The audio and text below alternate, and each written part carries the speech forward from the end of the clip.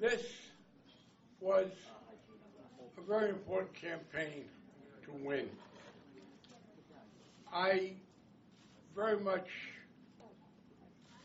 was very much disappointed in the tenor of the campaign. And yes, I am happy and grateful to all those who helped me.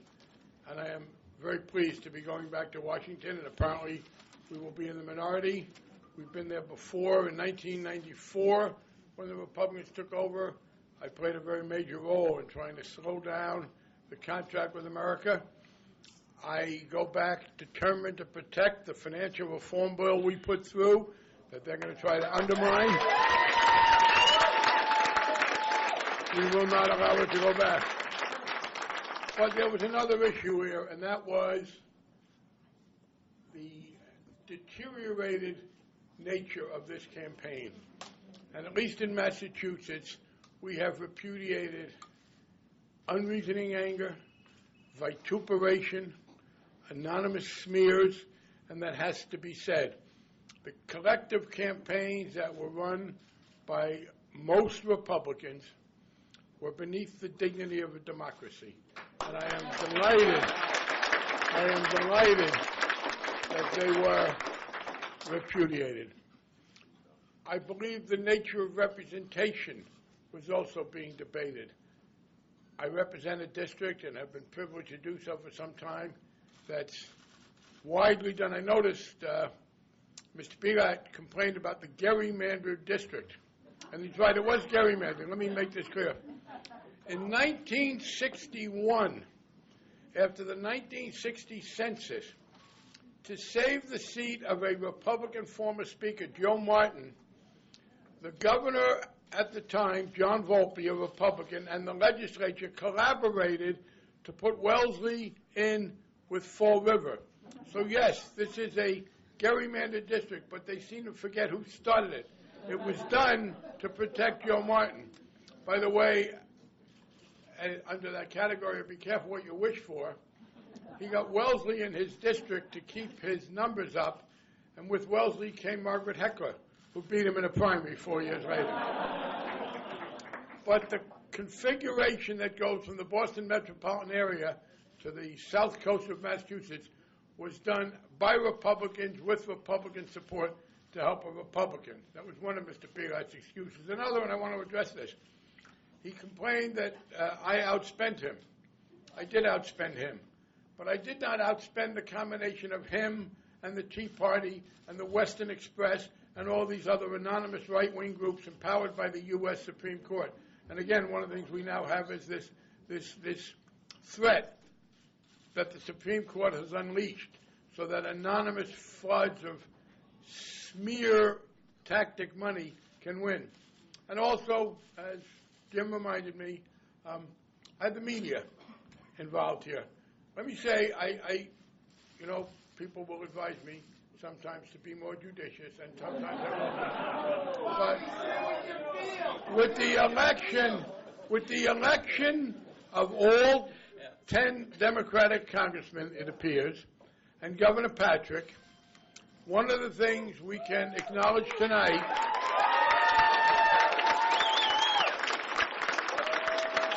is that Massachusetts has reaffirmed the complete political irrelevance of the Boston Herald.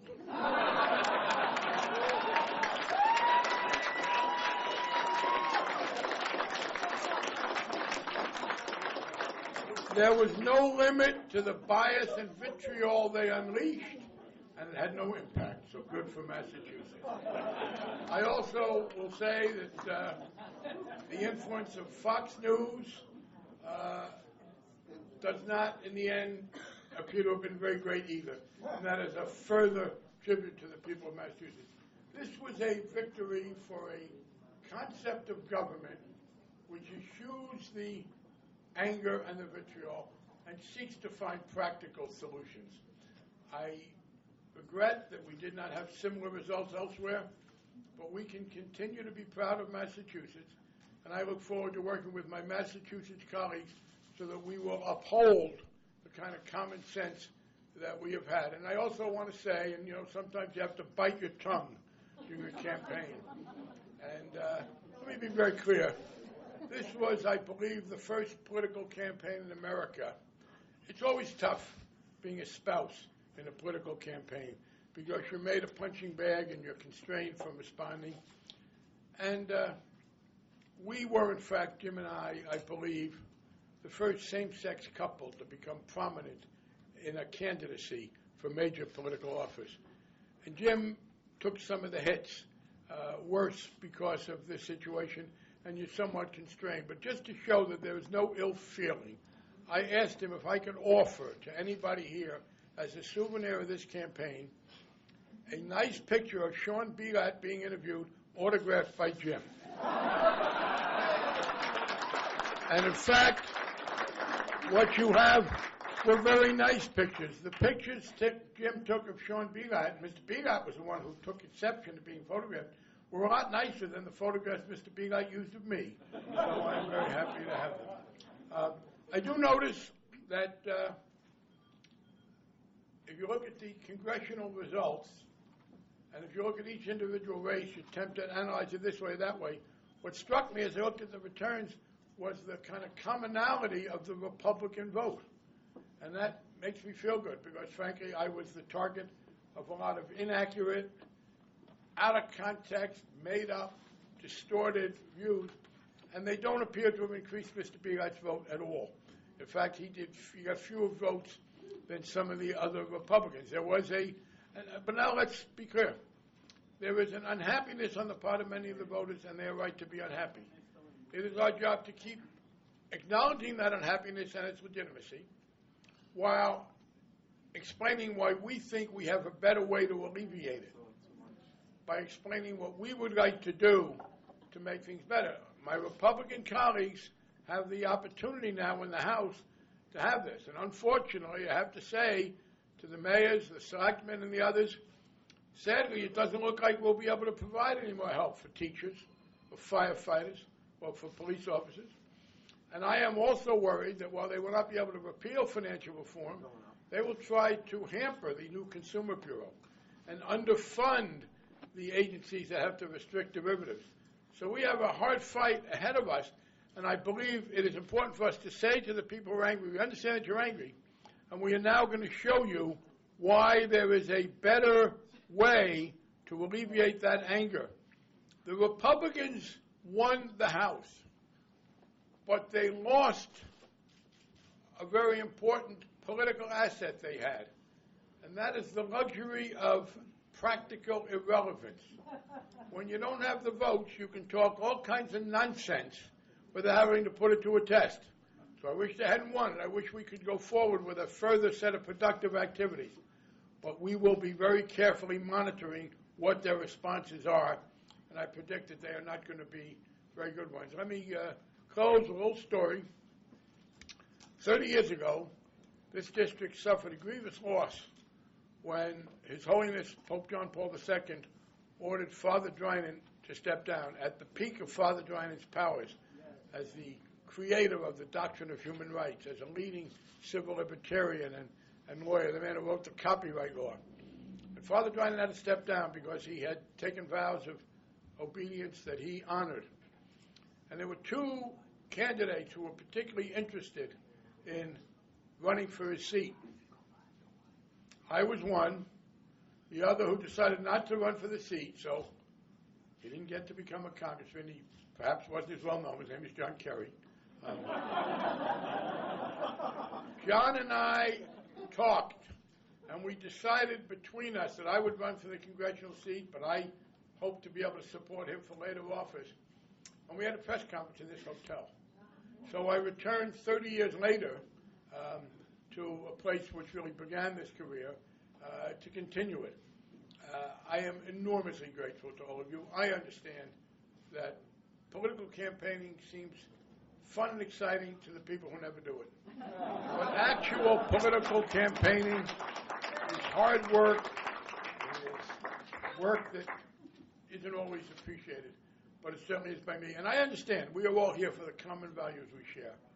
But as a candidate, I'm the disproportionate beneficiary. And I will tell you, Jim and I are deeply appreciative of what you did for us to make our life together possible in a continued way with my serving in Congress.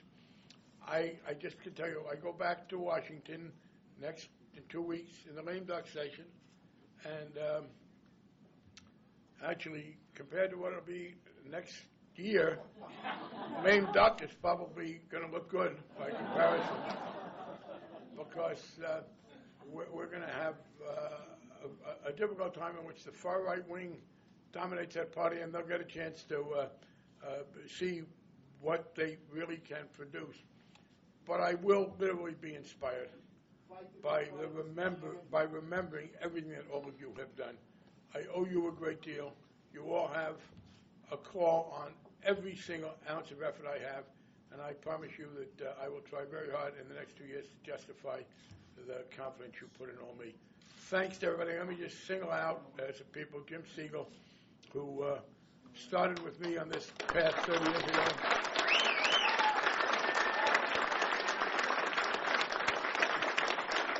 Steve Canessa is one of a kind. He's an elected official with his own electoral career who very unselfishly devoted himself to others. We're a pretty self-centered bunch. So when one elected official steps up the way Steve did for me, that means a great deal. To Harry Garal, Kevin Sweeter, Kelly Larkin, and others who did such great work on the staff, I'm appreciative. To the staffs in my Newton and Taunton and New Bedford offices who had to sort of thread that needle between being public employees and scrupulously observing the law and dealing with all of the pressures of a campaign, not the least of which is me. I am extraordinarily grateful to my family, my sister Doris, my brother David, who was my campaign manager with Jim years ago, my niece Beth, and my great-nephew Jamie, for all the family members, and my niece Madeline. Family means a great deal, and I really apologize to them because I have been a somewhat absent family member for 2 years. But I do think we can only, our one consolation is this. It is hard to conceive of a worse set of political circumstances for those of us who believe as we do.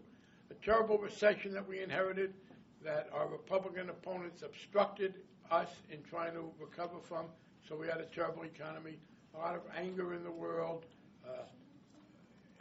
the Supreme Court decision freeing up money, all restraints off on some of the right-wing media like Fox News and the Herald, who don't even pretend anymore to pay any attention to fairness.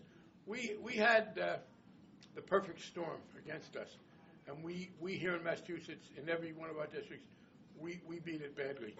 So that doesn't mean we can go to bed, but it does mean that we can, I think, count on continuing our effort.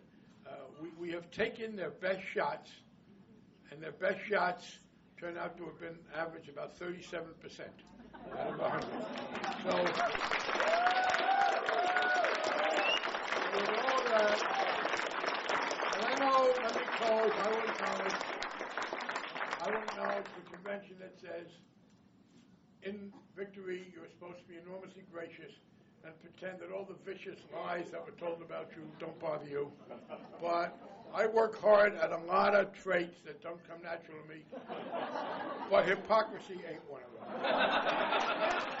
So I am glad that we beat it. Thanks, all of you.